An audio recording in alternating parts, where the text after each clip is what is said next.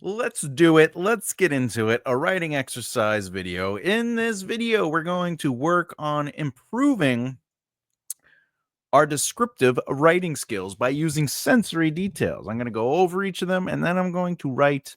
I'm going to do an example in real time. We'll focus on creating vivid, immersive settings. And we're going to use the 5 senses. There are 6, though, believe it or not. And technically, you could get other elements into there, like tactile and stuff like that. But remember, this is all for fun.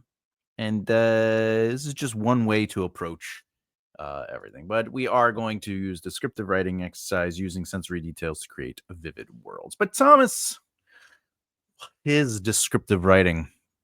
Descriptive writing is a powerful way to pull readers into your story, making the world you created feel real and tangible. Because when we can picture it in our mind, when we can smell it, when we can feel it, when we can hear it, it becomes more than on the page. One of the most effective ways to achieve this effect is by using sensory details. Sight, sound, taste, touch, and smell to create these immersive settings. Now, believe it or not, time, as I said earlier, is also a sensory detail, among a few others. But today we're only going to focus on sharpening your descriptive writing skills with the 5 senses. And you say time? Yeah, well, the sense of movement, the sense of time movement is a sense. So if you could create the sense of time moving slow or speeding up or a couple days passed, that creates a movement of time. If you show age in characters, that's a sense. Okay, so the main goal of this exercise is to go beyond the obvious. Hey, it smelled like cinnamon, and dig deeper into the sensory experience of the setting itself. But not only that, but allowing the character and the reader to feel present in the room. When you describe a place, it's easy to focus solely on what it looks like, which is sight. Anytime you say, Thomas opened the door, that's sight. Thomas moved across the room, that's sight. Thomas fought gallantly with his sword at hand, thrashing against Archimedes, or whatever. That's all sight. That's anytime you explain what is, or anytime you quote unquote show what is happening. They sat silent, or I should say, they sat in the wagon, not talking to each other. That's sight. So a lot of the times, writers are going to focus mostly on sight because that's how we operate. We want people to visualize what is going on. However, it's important to also bring in some other sensory elements. So when you incorporate these other senses, you are adding layers that make the description more engaging and tangible for readers. It's very important, tangible. Okay, you want to think about the sound of rustling leaves, the smell of fresh bread baking, the feeling of rushed cobblestone underfoot, or the taste of salty sea air. These sensory elements create a full picture that allows the reader to experience the setting alongside your characters. Now, here's something before we go on. The way you bite or suck on a lollipop, like a cherry lollipop, what you're noticing first would be a great way to approach sensory detail. Because what I would notice first would most likely be different than what you notice first. When you open it up, maybe you're like, "Oh, this green is brighter than normal." Meanwhile, I might just be like, I won't even look at it. I'll just open it up, hear the wrapper break off, right? And I'm starting to eat it. So it's important to think about a character's experience to allow that to help direct the sensory choices. Because remember, it's not about what you want the reader to experience, it's what the character is experiencing, so the reader can go, oh, that's what this character is experiencing, and that's helping me become immersive. Because remember, everything you choose to put on the page through the narrative voice of a POV becomes choice, and that starts developing your characters. So it's important to think about those elements. For example, I just said rustling leaves, smell of fresh bread baking. Characters might not notice that. Some characters might notice not the bread, but the meat. Be like, is that the steak I smell in the distance? And then someone will be like, I don't know, but I think there's baking going on. I'm going to get a croissant. Right. So there are different choices characters make. So think about that when you're working on sensory details. POV experience. Now, an exercise that would really help out with that, leapfrogging off of that, you want to choose a specific location. Okay. At first, this is going to all be imaginary. So you could choose a bustling market square, a serene forest, or even a cozy room. So, again, whatever it is, a cozy room, whatever. You also want to set a timer for about 10 to 15 minutes, just as an exercise, and allow yourself to describe that location in as much detail as possible, focusing on each of the five senses. What is it you see? You see. What sounds are in the background? Sounds that you would notice. Are there particular smells? How does the air feel on your skin? Is there anything you can taste, even if it's just fresh morning air? All right. This is where you want to let your imagination explore every detail and try to find something unique and specific about the description that goes beyond the first thing that comes to your mind. Allow yourself to explore. The purpose of this exercise is not only to improve your descriptive writing, but also to help you discover how different sensory elements can evoke emotions, set the tone, and immerse the reader. By practicing this kind of deep sensory description, you'll be able to create settings that are not only visually engaging, but also emotionally resonant and memorable. Now, this is something you should be doing. Remember, every description should come from the POV of a character. The character in this exercise is you. So you can create any scene. If you want, you could even take something you remember. Like you could be like, oh, I was at a baseball game the other day, or I was at a park, or I was at a friend's house, at a party, whatever the case may be. Think about what you saw. Think about the sounds and start exploring those things through you. Okay. But this is the important thing. If you start thinking about what you saw or what you heard or what you smelled or what you tasted or what made you laugh, explore that emotion. Write down where that takes you, because that's the example of immersive writing. That's what happens. Something that creates a click or a trigger to remember more of a moment, to remember how it expanded, and allow that scene to sort of grow from there. More importantly, don't think about stuff that isn't there if you're using a real memory. Don't be like, oh, I crunched into an apple and my teeth broke through the hard surface, snapping in a taste of yum into my mouth. Right?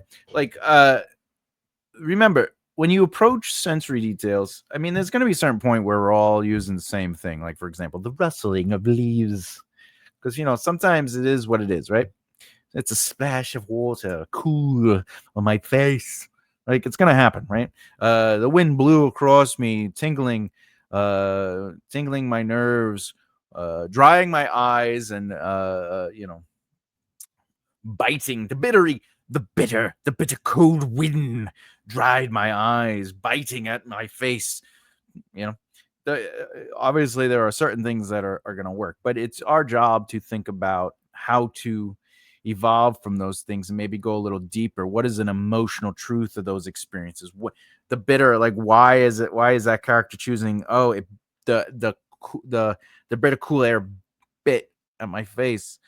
Why are they thinking like that? Why are they thinking so poetically? Whereas, like, it could be a rough, tough person and just be like, this damn cold wouldn't give up. This damn cold wouldn't let up on my face. It's whatever the case is, drying the hell out of them.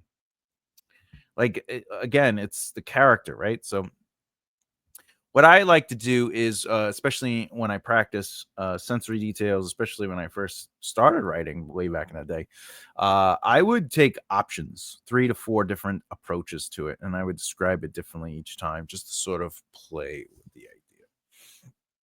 But let's keep getting at it. What to get out of each sensory element? So here's each of the elements we're talking about and some ways to approach them. Okay. First, sight. Sight is often the first sense we rely on, and it helps establish the basic visuals of a setting. It's common to dive deep into what we see. When using sight in descriptive writing, focus more so on the details that paint a clear and vivid picture of the reader and not the measurements or the specifics. Okay? Think about colors, shapes, lighting, and movement. The goal is to help readers see the scene as clearly as possible, but also to highlight the unique aspects of the location that set it apart from the others. Don't just describe what is obvious. Consider what the character notices, and why it matters to not only the character, but now the narrative. Like if I walk into a room and I go, the square living room had a rug, couch, and a fireplace. There's a better way to describe that room because sometimes it's not as important right at the beginning. It says,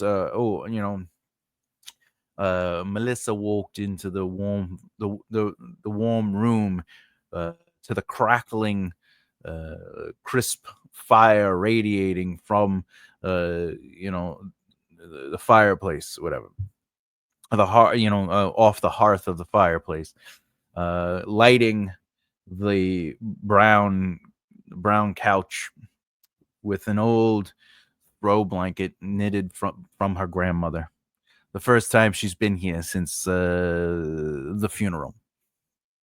All right, so now we know there's an emotional trigger.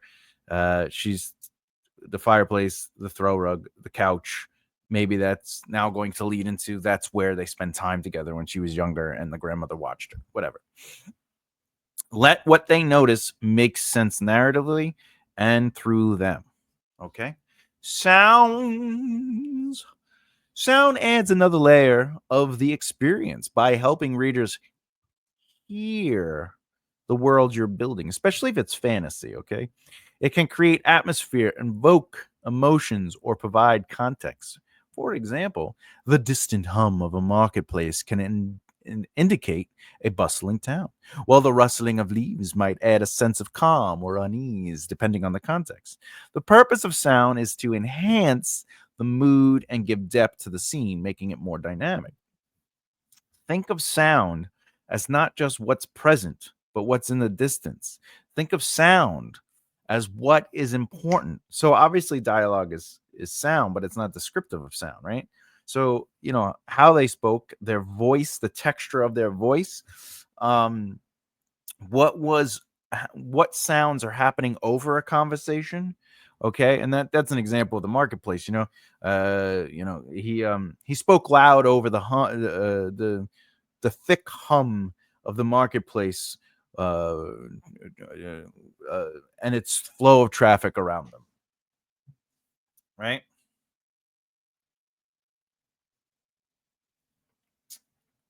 If you they entered a tavern, with the cheers and clatter of feet and boots on the floor, as the bard um, played through a few chords. Right now that you've established that while the scene is happening, remember to intersect the dialogue and the movement of the narrative with the room. Are people still dancing? Did the dancing stop?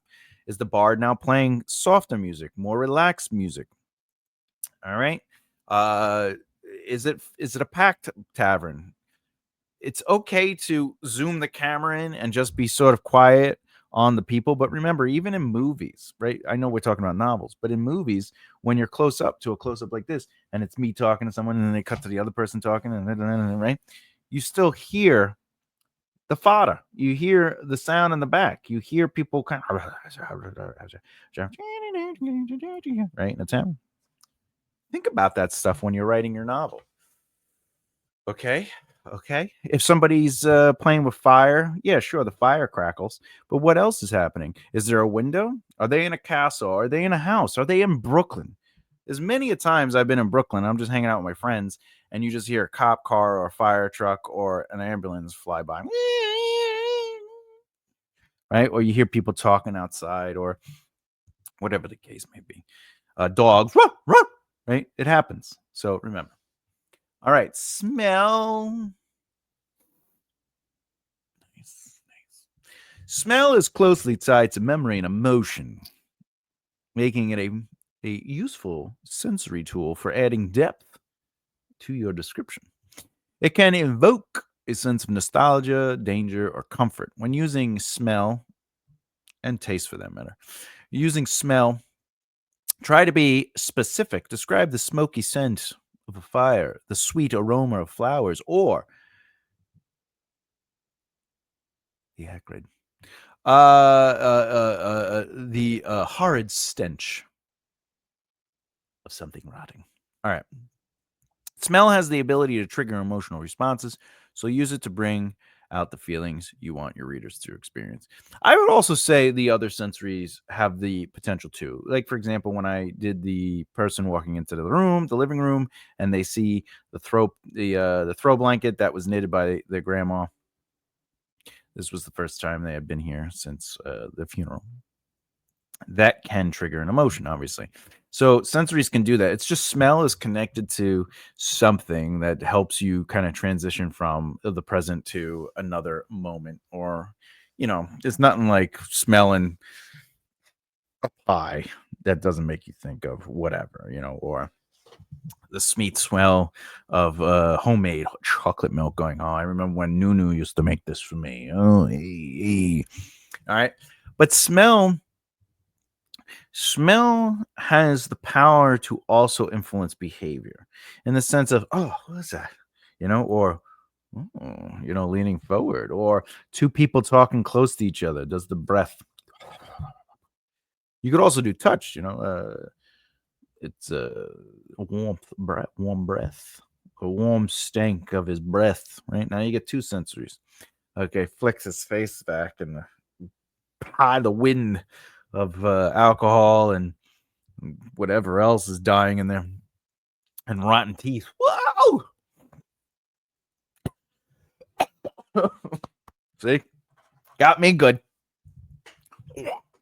So think of smell as an opportunity to talk about the unseen, right? But also, again, allow it to influence your character emotionally, maybe spiritually, mentally, physically, right? Covers their face, things like that. It's important to give movement to these things. Now, touch. You got to touch. Touch allows readers to feel the physical environment, adding a tactile layer to your descriptions. It's about textures, temperatures, and sensation. Remember, temperature is touch. All right. How does the bark on a tree feel under your character's hand? Or how does the chill of winter wind bite at their skin? The sense of touch adds readers in the physicality, or I should say, the sense of touch grounds readers in the physicality of the scene, helping them experience it more fully. Now, you could use touch to highlight contrast, like the comfort of a warm blanket in a cold room, to make the setting more visceral.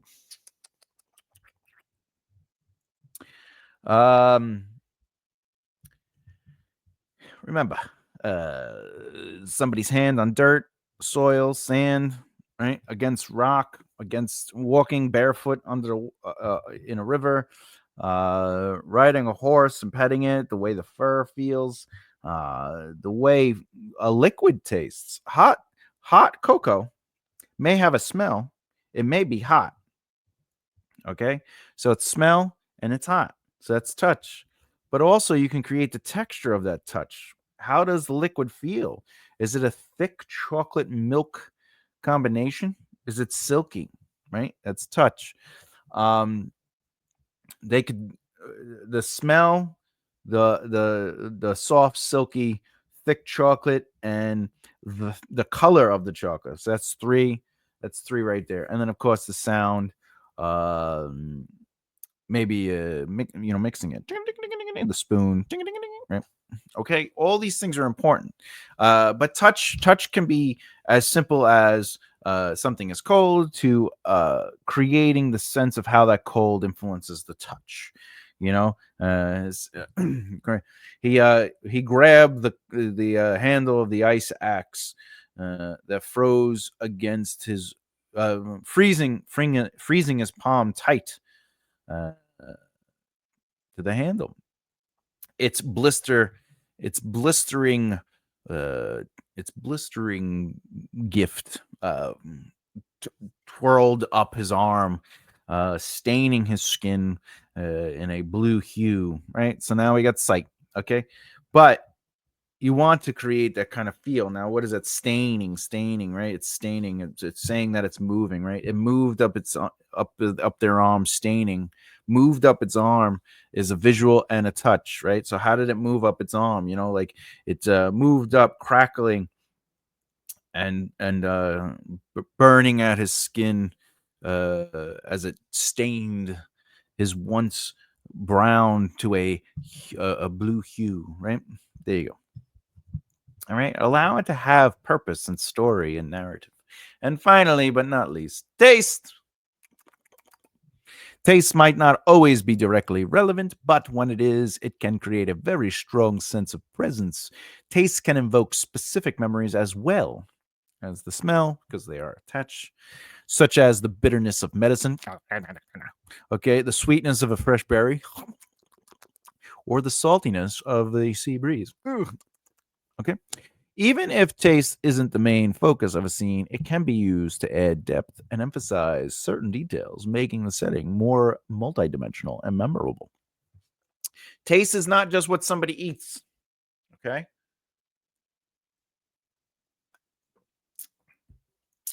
There's this thing that happens with me when people talk about rugs or like certain textures, and I start feeling it in my mouth and on my tongue. Like I'm like, ah, and I get gaggy because I taste like as if I'm licking the rug, even though I'm not.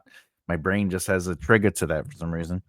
Um, so I'm like, so taste can be something that is you can be affected by taste itself without actually tasting something. Like I don't have to lick the rug to have that like gag reflex. Smell can influence taste. So if they smell something like rot, they could taste it in their mouth and they start getting nauseous and okay. So taste doesn't just have to be when you eat something. They can taste the mildew of the room. They can when they kiss, you could be philosophical or romantic with it.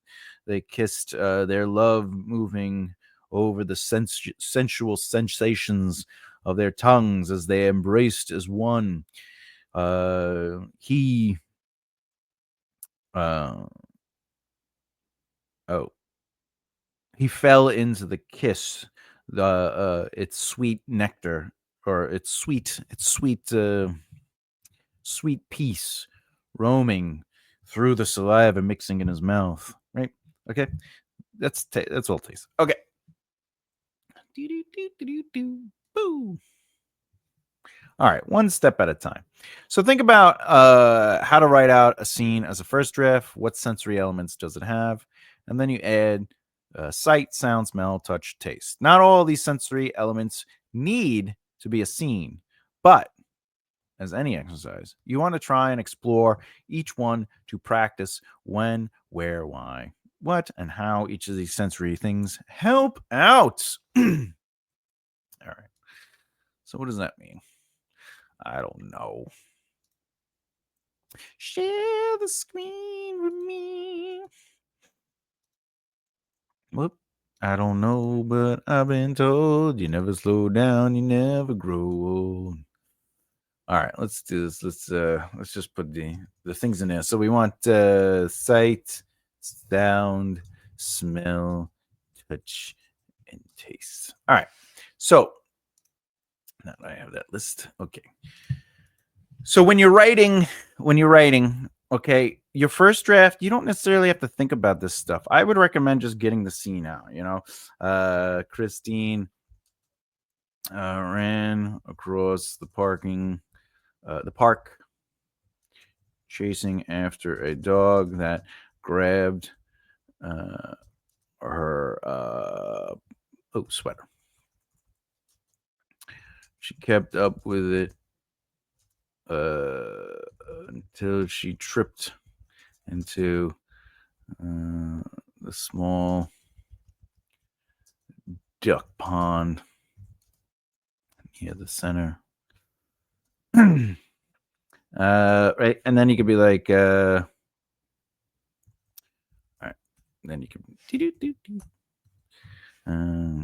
She sat up in the waist.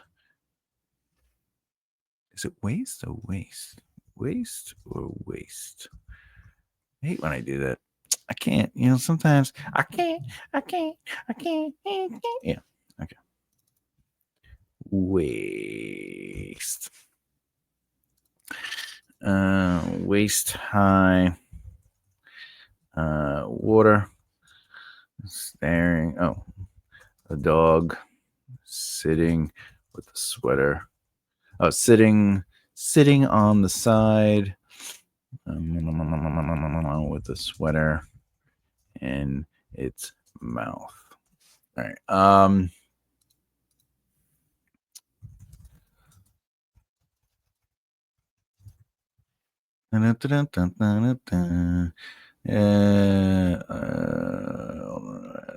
Oh, okay. Sitting on the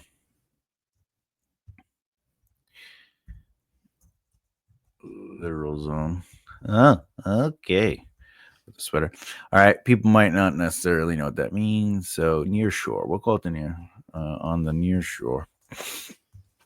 That is what the side of a pond is called. All right. So, all right. Now, as a first draft, we just sort of wrote through this. This is all sight. Christine ran. We're watching her run across the park. What is she doing? Why is she running? Oh, by the way, logical narrative flow for movement. She is running across the park.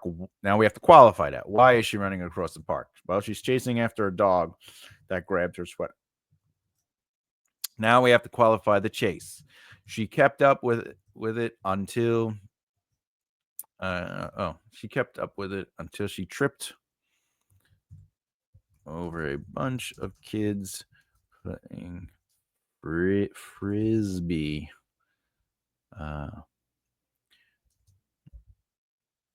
She fell into a small pond near. Okay. Frisbee. Okay. She sat up in the waist high water, tossing her hair to the side. The dog sat on the near shore with the sweater in its mouth.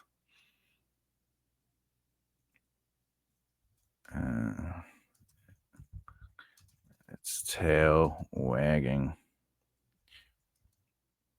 in pure joy. Wagging tail. All right. Is it tail or tail? Yeah, tail. Because T-A-L-E, I think, is tail. Like a tail. Yeah, it's a tail to tail. All right. So if you look at this straight off the bat, right off the bat, it's all visual. It's all sight. Christine ran across the park, chasing after the dog that grabbed her sweater. She kept up with it until she tripped over a bunch of kids playing frisbee. Frisbee. Okay. She kept up with it until she tripped over a bunch of kids playing frisbee. Oh.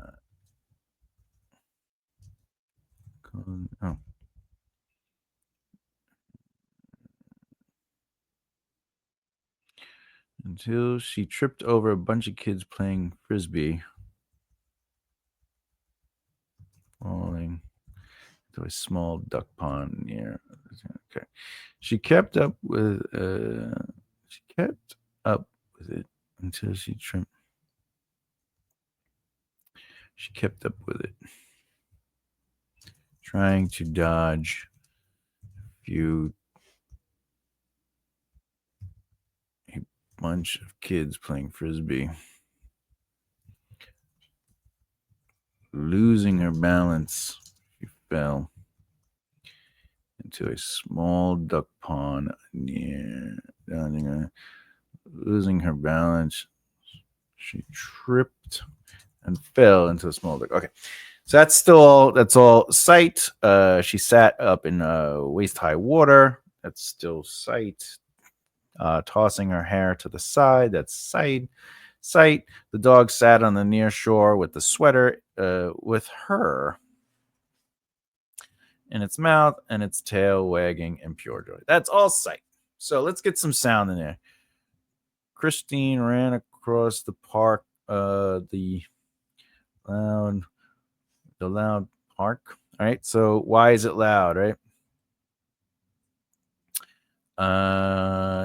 Christine ran across the loud park.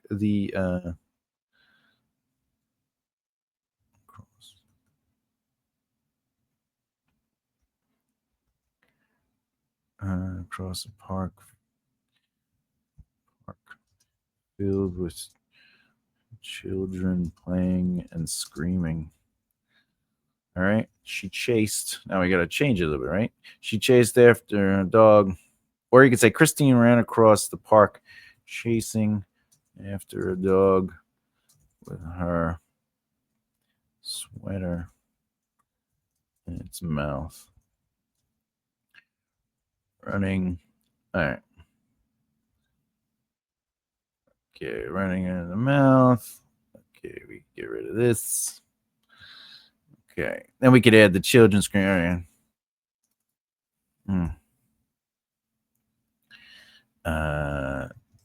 Children played and screamed,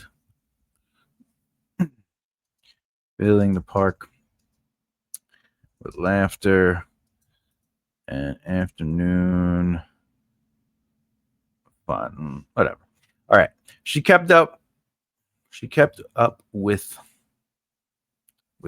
the dog, trying to dodge a bunch of kids playing frisbee, losing her balance. Frisbee. They screamed at her as she lost her balance, tripping over them and falling. Or here we go, splashing into a small duck pond near the center. The ducks quacked, fluttering around and flying off,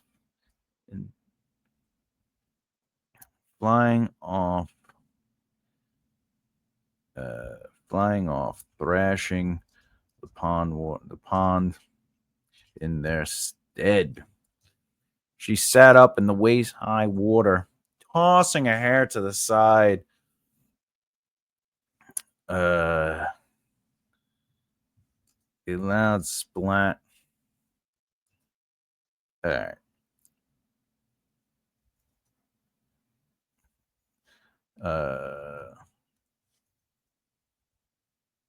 Tossing her hair to the side, flinging a large splat of soaked hair into the pond. All right. The dog sat panting on the near shore.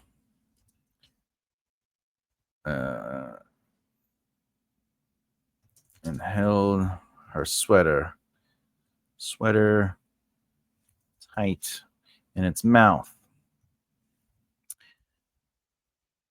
its tail wagging and flapping on the ground in pure joy. Its tail wagging and thapping.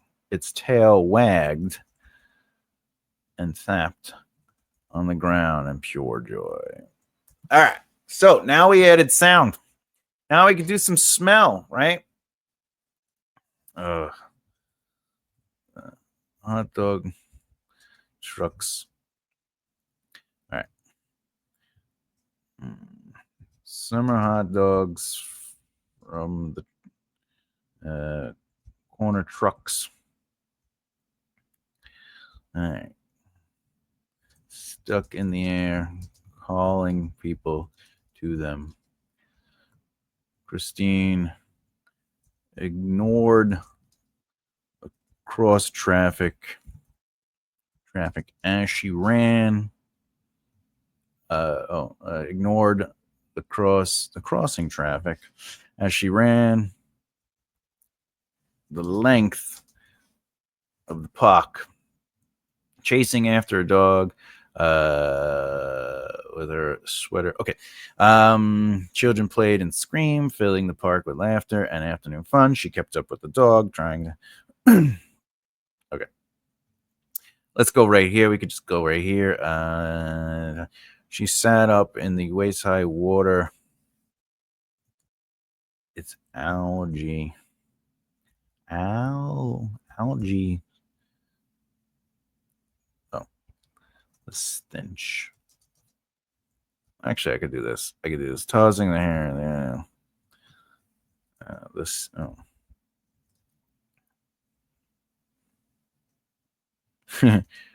She sniffed her hands. The algae stench stuck firm on her palm, filling her nose.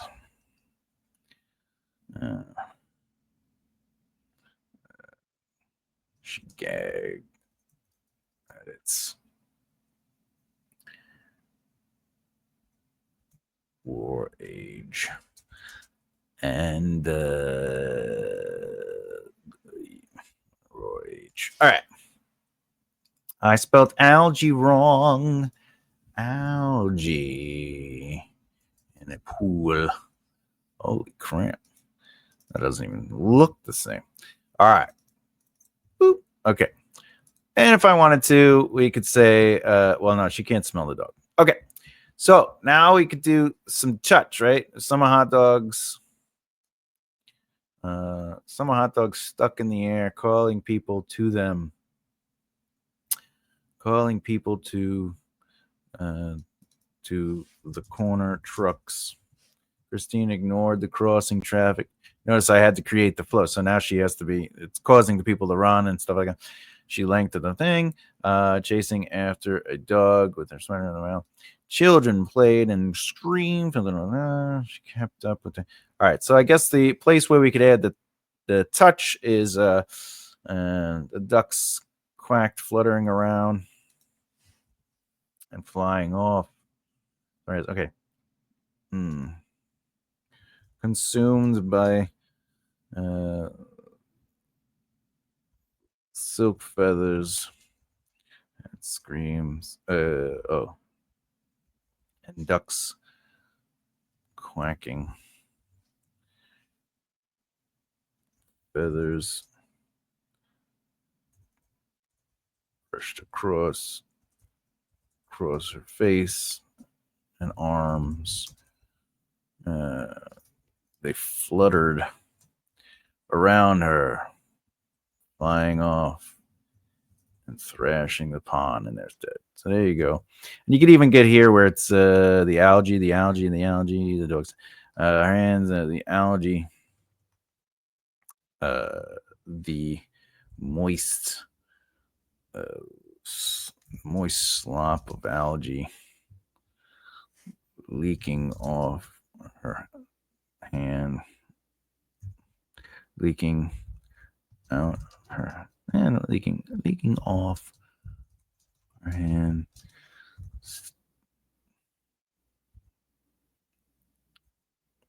The moist slop of algae.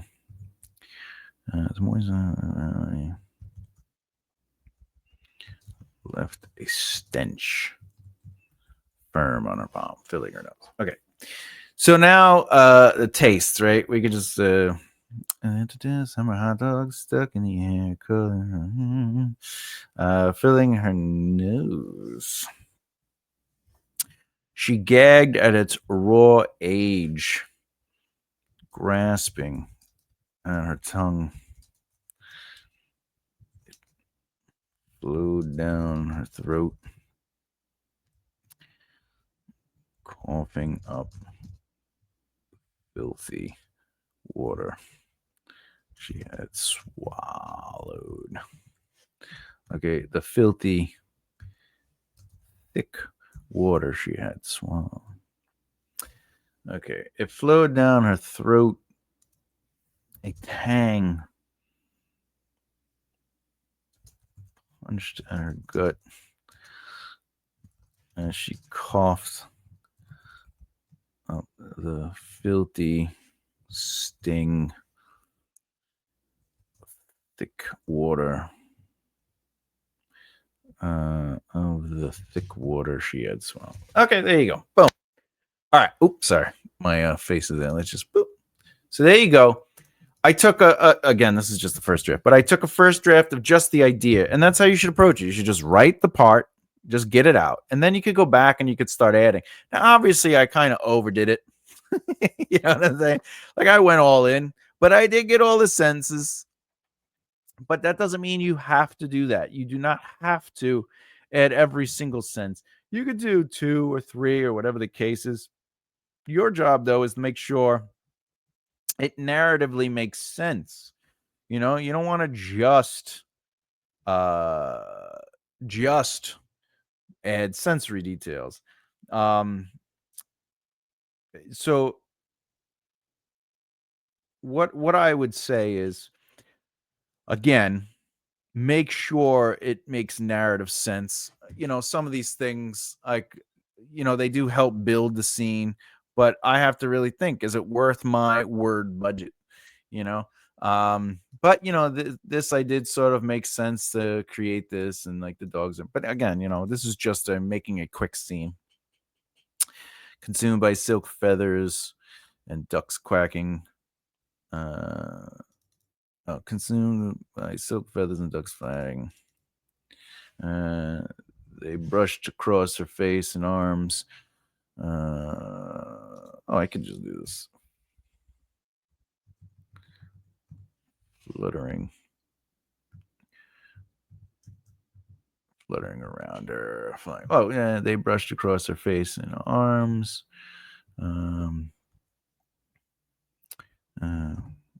This is actually okay. Flying off and thrashing the pond in their stead. All right. So anyway, that's pretty much what we're talking about. All right. Stop the sharing. Oh, I see what I did. Okay. All right. Now, final thought. Anyone? Final thought. You know, when you're building an epic world, either being what am I talking about? Wrong final thought. So descriptive writing is indeed an art that takes time and practice, but the journey is part of the fun. As always, you should be thinking outside the box and exploring beyond the obvious.